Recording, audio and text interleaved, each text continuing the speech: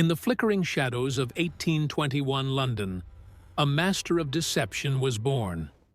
With a single drop of wax, a kingdom was forged out of thin air. Meet Sir Gregor MacGregor, the man who sold a country that didn't exist. He called it Poyais, a land of golden cities and eternal spring. In the elite clubs of London, his silence was his greatest weapon. The city was buzzing. Everyone wanted a piece of paradise. He even printed his own currency, paper promises backed by nothing but greed. He walked among the high society as a prince, a hero of the Americas. While others saw a map, he saw a goldmine of human desperation. The Honduras packet stood ready, its belly full of dreams and doomed souls. As the ship vanished into the mist, the trap was officially set. 200 souls sailing across the Atlantic toward a ghost. They clutched their brochures, praying for the life they were promised. Every signature he penned was a death warrant for a family. Gold was traded for paper, sovereigns for lies. In the ballrooms, they toasted to his brilliance, but the calm was about to be shattered by the reality of the sea. While they fought the waves, he counted the coins. Navigation failed. Hope began to spin out of control. When the fog cleared, there was no golden city. There was only the mud, the mosquitoes, and the silence of the jungle. Poyais was gone. The mosquito coast had claimed them. The tropical nightmare. In the reflection of the swamp, the prince watched his handiwork. Safe in his cabin, he breathed in the smoke of their misfortune. Then came the rains, a monsoon that washed away the last of their hope. Their wealth was now just soggy paper, rotting in the dirt. Desperate cries went unanswered.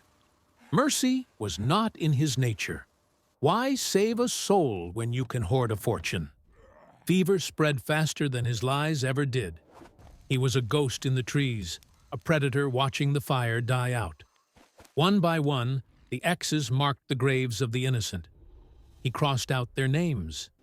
A debt settled in blood. Rescue finally arrived, but for many, it was far too late. As the survivors wept, the prince was already sailing for the next shore. The news hit London like a thunderclap. The scam was exposed. But a con man like Gregor doesn't feel guilt. He only adjusts his tie. He fled into the night, a shadow escaping the noose. Next stop, Paris. A new city. A new set of fools. He changed his hat, but never his cold, calculating heart. A new document. A new map. The cycle was starting again. The immortal con man justice finally caught up. Or so they thought. In the French courts, he played the victim with chilling perfection. The gavel fell, but the chains never followed. He walked out a free man, gloved in the gold of the dead. He turned his gaze south, to a land that still believed in heroes. In Caracas, he found his final sanctuary. They made him a general. They saluted the man who destroyed hundreds. He lived on a government pension, paid for by his fake glory. An old predator, resting in a garden built on bones. Did the faces of the settlers ever haunt his dreams? He closed his eyes, satisfied with a life of total deception, a web of lies that spanned the globe. Today, we find his traces in the dusty archives of history. His signatures turned to dust, but the legend of his greed remains. The Mosquito Coast is still empty, a monument to a lie. A man of 1,000 reflections, none of them true. Life is a coin flip. He just knew how to make it land on his side. He broke the banks. He broke the people.